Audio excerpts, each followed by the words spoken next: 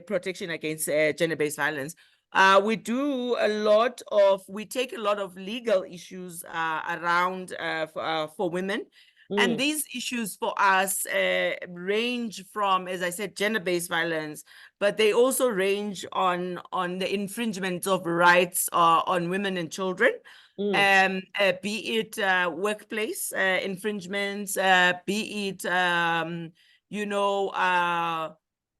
issues at home, be it anything that we do support women with legal and maintenance of children.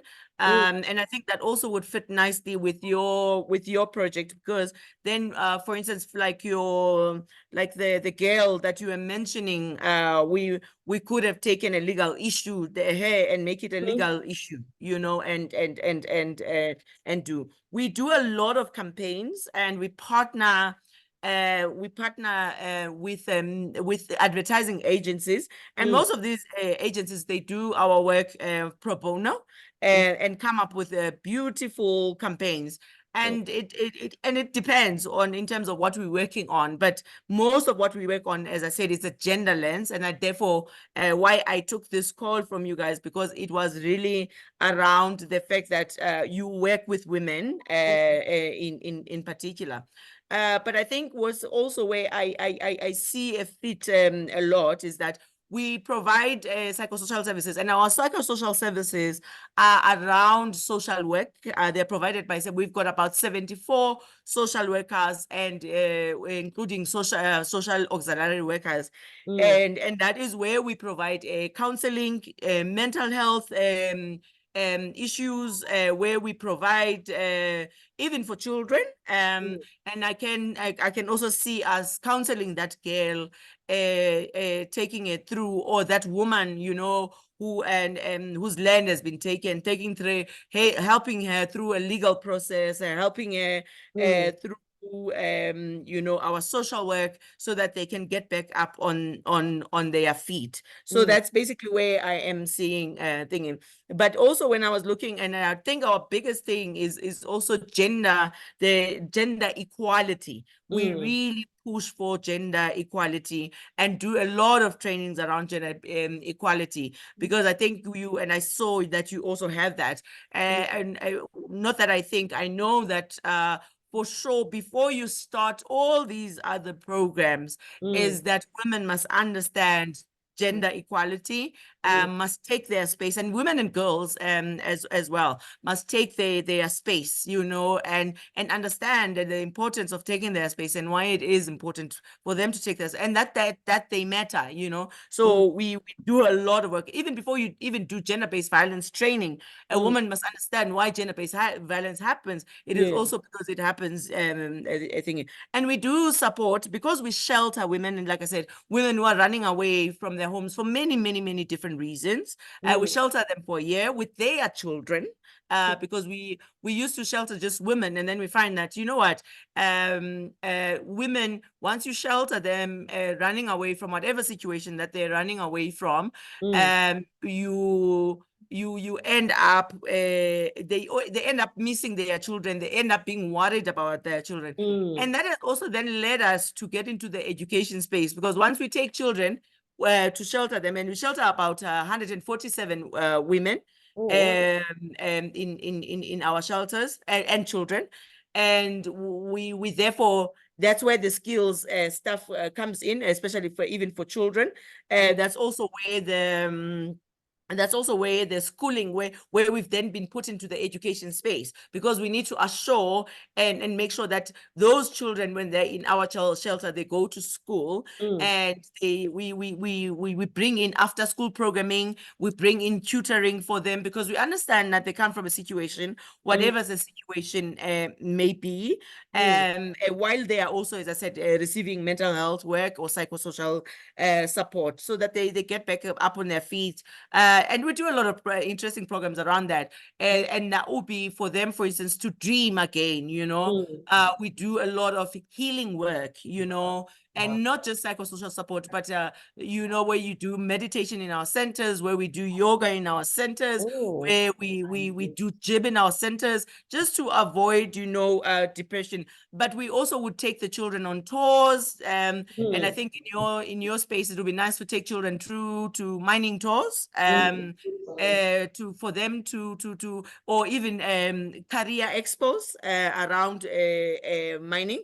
We haven't had a mining partner. I'll be totally honest, but of course we can always tailor make our existing projects, you know, to speak to that. Because for instance, we do take our children to social work spaces. We do take them to psychology spaces. We do take them to universities as a whole in general. We are very good. Our chairperson comes from the University of Johannesburg, and is very good to linking our children in that space, with career planning and all of that.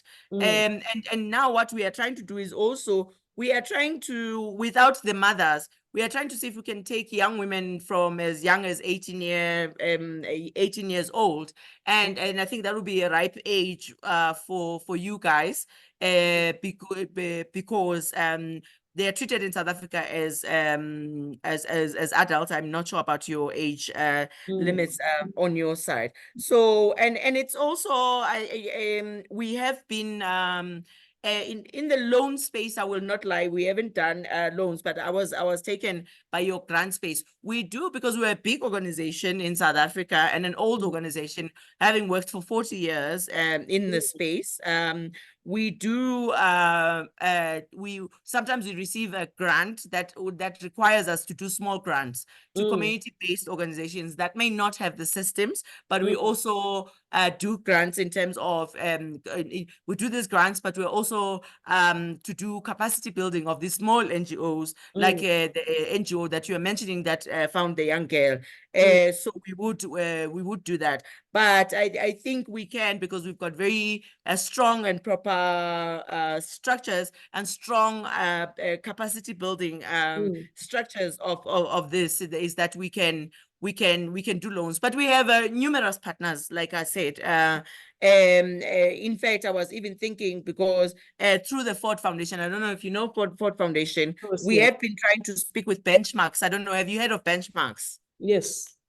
Yes, we have been trying to speak to Benchmarks, and Benchmarks for us, it was really around, and it's a conversation that is started by Ford Foundation, because we are both funded by Ford Foundation, and Benchmarks was really around gender-based violence in the mining sector, and that was a project that we were looking at, and gender equality in the mining sector, and that was that. But so it would be easy around these things.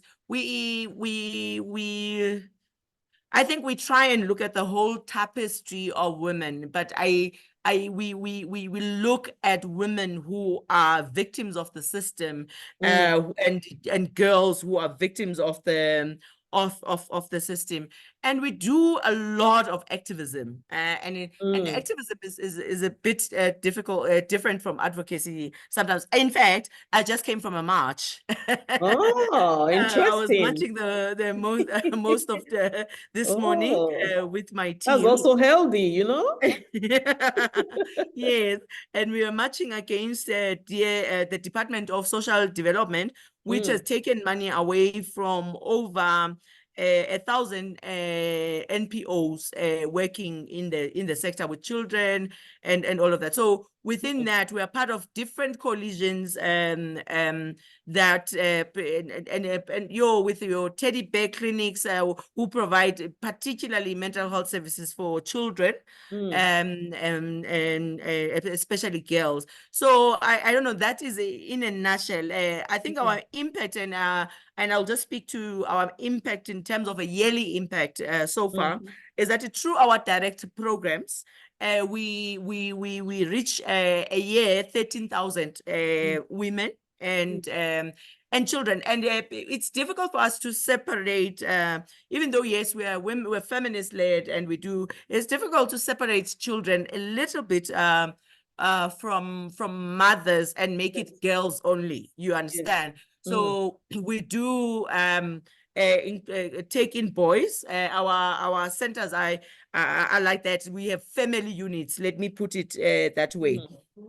And we have family units. We even have shelters where we call them second stage home. So when a woman has gone back to work and has been skilled and they've got some work, and then they go into it's not really a shelter, but it is like 2-bedroom flats, family units that are fully furnished, and they can then pay a small stipend towards that and take care of themselves. And that is sort of transitioning them back into society, but they still have access to all our services, even though they are in that space.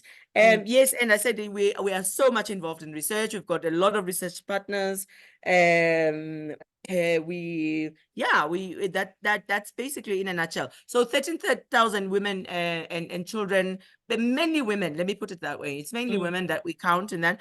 But also through our campaigns and advocacy, we reach 17,000, and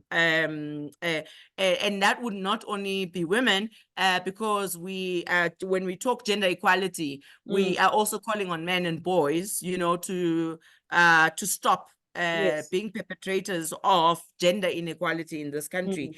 And so we do a lot of that. Yeah, and our advocacy is really mostly sometimes around around an issue, for instance. And it's issue based, and it depends what that issue is, and yeah, that's basically us in a nutshell. Let me see, I've got a slide here on impact, like I said, and then we do a lot of awareness raising, and we through pamphlets, through adverts, through and that would be like even up to like 20,000 pamphlets. We even do food parcel distributions sometimes, especially if you are looking at this woman who maybe has said enough to this man, but doesn't want to leave a community, wants to stay in a community, and then we can support her with food, and rent, and maybe link her to some skills as well. And then we do a lot of dialogues, around gender equality. Throughout South Africa, we are always there, and we do walk, fun walks. We do pop up. There's a lot that that we do healing day sessions. So basically, I think it's difficult to. I'm trying to speak to your program in particular, but we speak to any program that